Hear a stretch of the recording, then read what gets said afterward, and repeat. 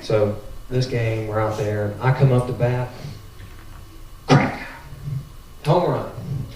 Yay, Joshua! Woo! Clap, clap, clap, clap, clap. She told me this later, but she said, that's the first home run I've ever seen you hit. All the years you played, I've never seen you hit a home run. Thanks, Mom. You guys never played slow pitch softball. You hit too many home runs, it's an out. She got to see me hit a long out. We'd already used up all our home runs. But she was there cheering. She was there cheering from Little League all the way up so she couldn't cheer anymore. Last few months of Mom's life, she felt well enough and the kids were big enough that we could get them in car seats that she could handle. So Mom started picking up the kids every day. Not quite every day, but at the beginning it was about 3 or 4 days a week and it started dwindling down. But she got to pick them up, take them back to her house, cook for them, be an aunt to them. Spoiled them rotten. Peppa Pig, Peppa Pig. My mom was nice enough to introduce our children to Peppa Pig, and that's what we've got going non-stop right now at the house. Go to Nana's house, watch Peppa Pig. So she would spoil them while she was there, cook for them, taught them. Halloween, Lily, she's Cinderella, princess. Actually, she's Sophie for Halloween, but she has a Cinderella party.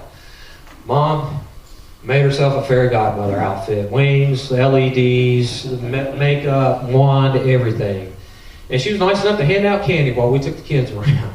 So this was last October, she's not feeling too good, but she was nice enough to do that. And like I say, she's so creative. She went and did the Halloween outfit. Spoiled them rotten.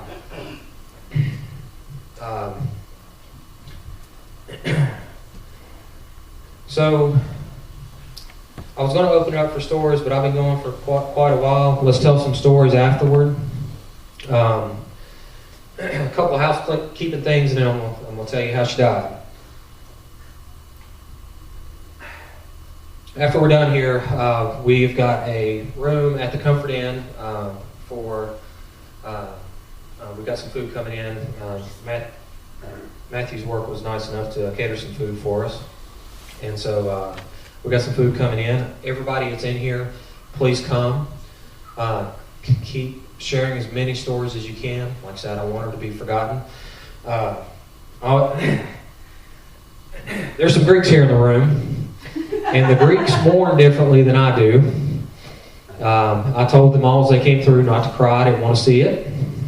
There better be tears of joy is actually what I said. Smile, Theory. I want to see you smile.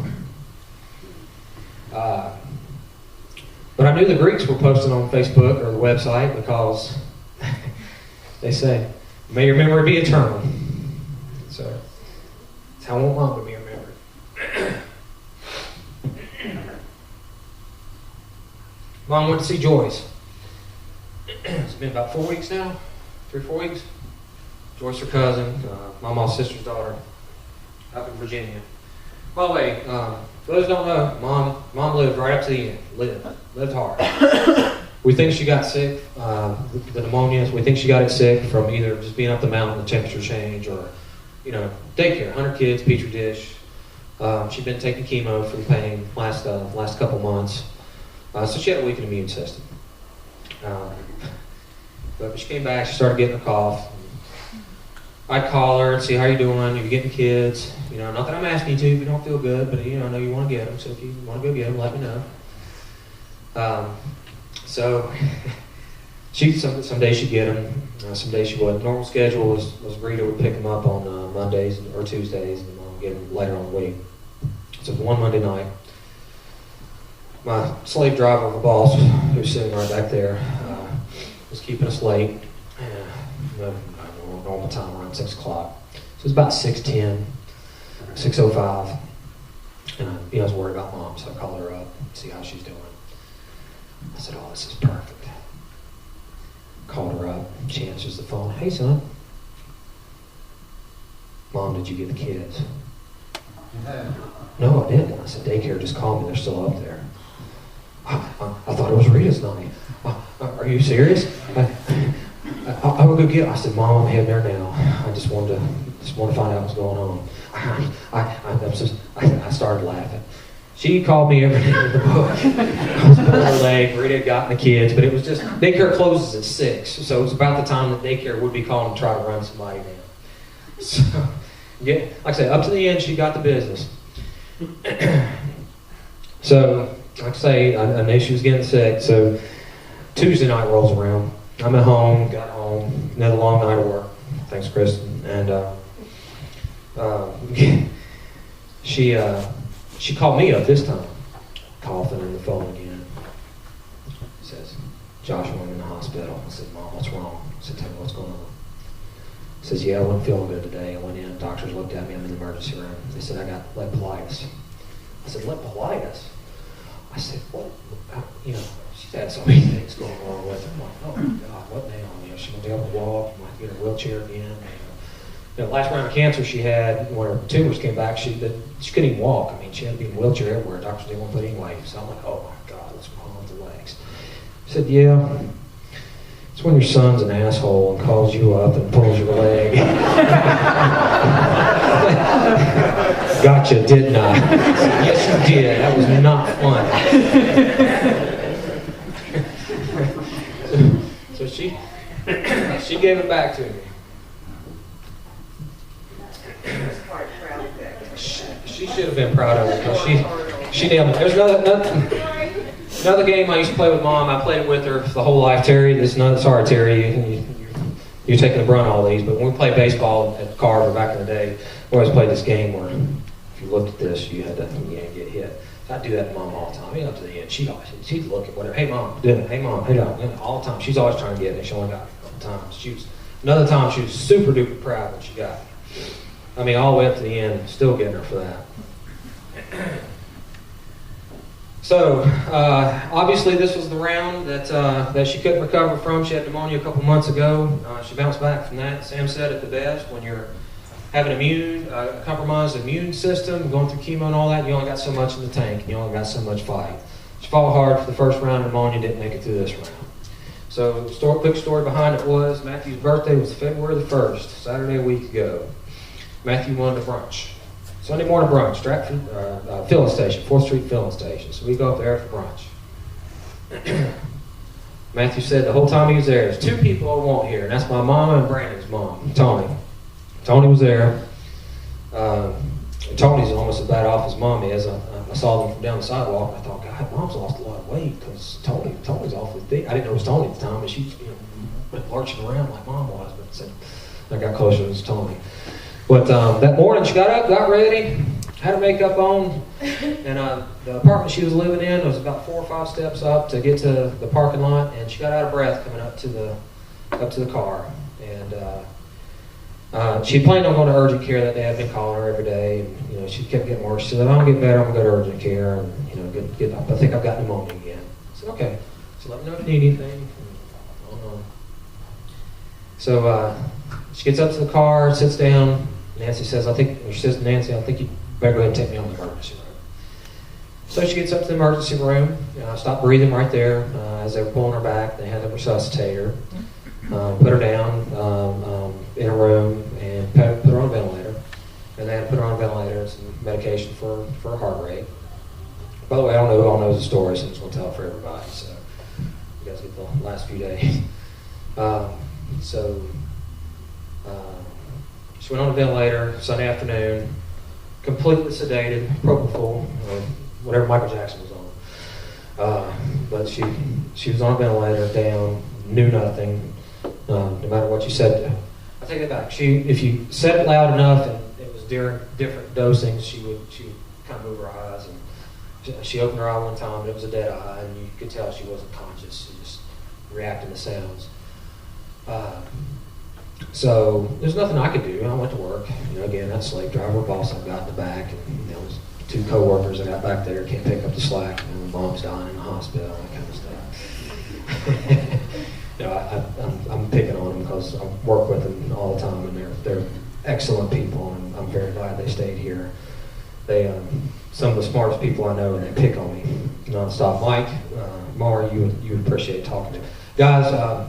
Mike self-taught himself calculus because he was bored in his 50s. So, he said, I need to brush off my calculus skills. So these are the kind of people I work with. So really good people, and I'm glad they're here. But I go check on Mom, check in the nursing staff. She was out, didn't know anything. I'm like, there's nothing I can do here. She's not going to wake up. So I go into work, keep doing stuff, go home, see the kids. I didn't know she's going to get better, get worse. I just didn't know anything yet. You got to recover from it. Wednesday afternoon, we had set up a meeting with the doctors, so we didn't want her to suffer. The only reason why we had her resuscitated because we didn't think this was going to be it. I mean, she was doing very well, living, traveling, picking up the kids. I mean, everything. She was doing everything. We put a do not resuscitate on file in case if you've ever seen somebody go from cancer. It's not pleasant. And sometimes they'll cling on for months. And she didn't want that. She wanted to go, and she wanted us to have this. This is what she wanted. So Wednesday afternoon, we're going to meet with the doctors and see how she was, what the prognosis looked like, things like that. So the meeting was at 4 o'clock. I got there about 3:40. Go in, she's awake. She's awake and responding. She's awake and responding. Great. Go in, everybody's in a cloud nine, happy mood. She's in there, she's up, she's responding, she's looking at you, she smiles, she shakes your hand. They were trying to get her to write, so she was writing now, she's communicating. And what they'd done was they were turning up, they had her on propofol, the sedative, and then the pain medicine. So what they were doing was trying to dial down the sedative and dial up the pain medicine so she could, come out of the sedation. So unfortunately it gave the appearance that she was doing better when really we were just changing her state of consciousness. So she woke up, we called the family in, everybody that could make it come in and sat and got to see her. She's interacting. I was trying to Skype the kids in. She didn't want to see the kids.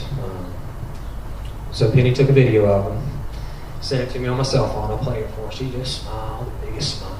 Love the kids. She'd nod her head yes. So she got to see them, was very happy about that.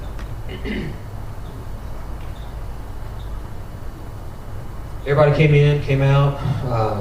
Melissa was kind enough to stay with me that night. She didn't want to leave. Fine, you stay as long as you want. About 10:30, she asked for the pencil and paper. Oh, by the way, she was having a hard time communicating, so she was looking at me and she was going,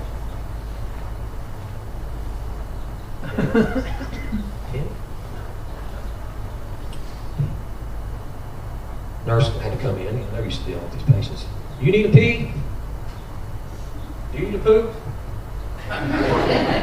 Oh, okay, let's get you the bedpan. I said, Mom, if you don't mind, I'm going to go wait outside.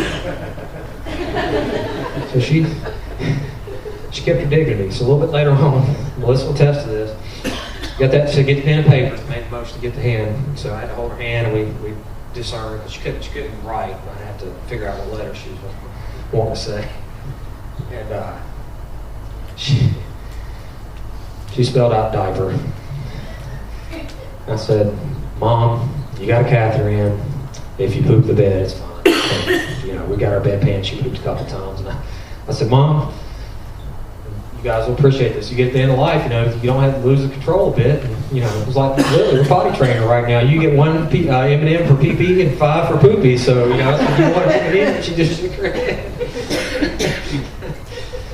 But, we got her a bit comfortable. She had a couple bowel movements, and, she got a little bit more aware. And about 10:30 that night, she asked for pencil and paper again. And she wrote something out. And like I said, the family would appreciate this. She wrote, "It's time for me to go." So, just like every other time, she decided she was ready to go. She opened it up. So I sat down and said, Mom, do you understand what you're asking for? These are the people you've seen. Yes, yes, yes. All these things. And she said, yes, I don't want to see anybody else. I said, who do you want to be with you? And I went through a list of things. She said, no. I said, Sam's driving in. I said, do you want Sam to be here? No, she knew Sam was sick. Sam decided to get pneumonia with Mom too, but she's okay. Or not okay, but she's better. So she said no, she didn't want to wait. Last two things she wrote out was Penny for you. Look at me. She didn't want me to be alone.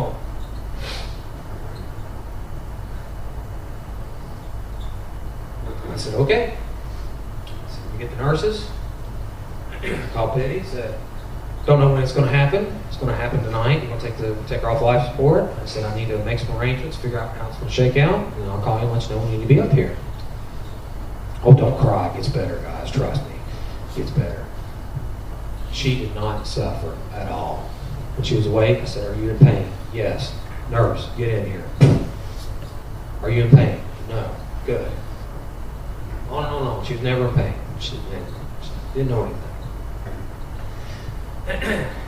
So, get the nurses, doctor squared away, and they said they're ready. I said, all right, we need to wait on my wife to get up here. She's 10, 15 minutes away. Call Penny up to get up here. She comes up, and they go and take her stuff out. And she had, was it before or after? It was before I took the ventilator out. She asked for pencil and paper again. She writes out, sorry. Oh, she wanted to say something to Penny. Just to Penny. She says, sorry for shit. Mother-in-laws, daughter-in-laws, she was apologizing to Penny for, just stuff that mother-in-laws and daughter-in-laws go through. Took the ventilator out, 12:07. How long it was going to take. Mom decided to hang around until 10 o'clock the next night. Fortunately, because I did not want my mom's last words to be sorry for shit. So, we tried to make her as comfortable as possible. She was awake.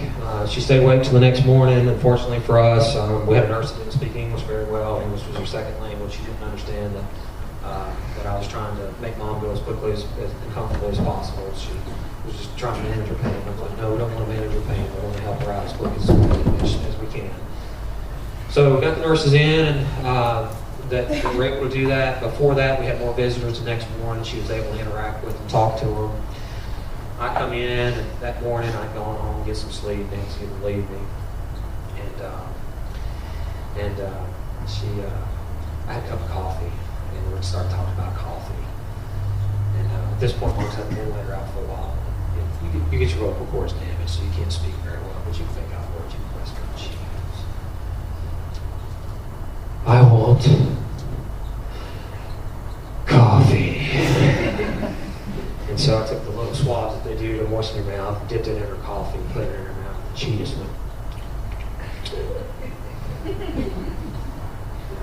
By that point, nurses came in, doped her back up, and she went out. She got her coffee, and she loved it. And she fought it up to the end. Her body did not want to give up at all.